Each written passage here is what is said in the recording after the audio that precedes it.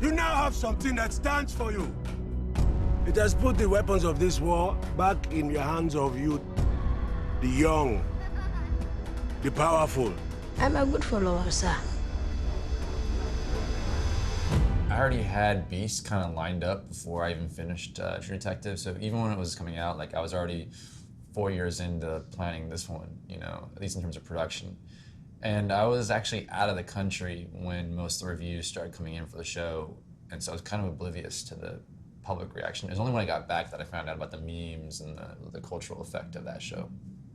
I was a political science and history major in undergrad, and a lot of my focus was in neo-colonial and post-neo-colonial countries. So that's when I first was immersed in the subject of the wars in Sierra Leone and Liberia.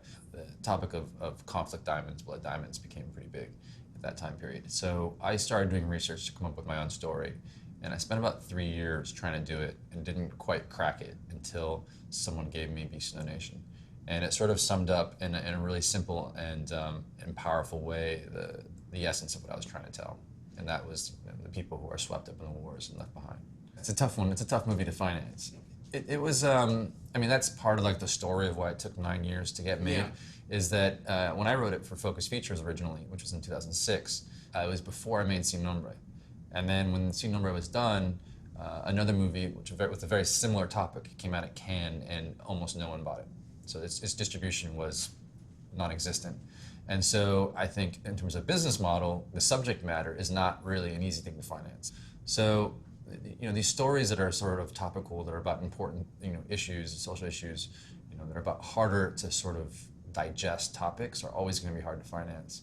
But I was really lucky in finding the producers over at Red Crown, because they didn't seem to mind. They liked the emotional character story in the middle of it, and that's what they gravitated towards, and they felt that audiences would also see Agu's journey and be able to attach themselves emotionally to it and have it be, you know, a gratifying cinema experience.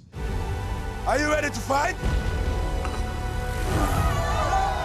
Only taking the brave. Yes, sir!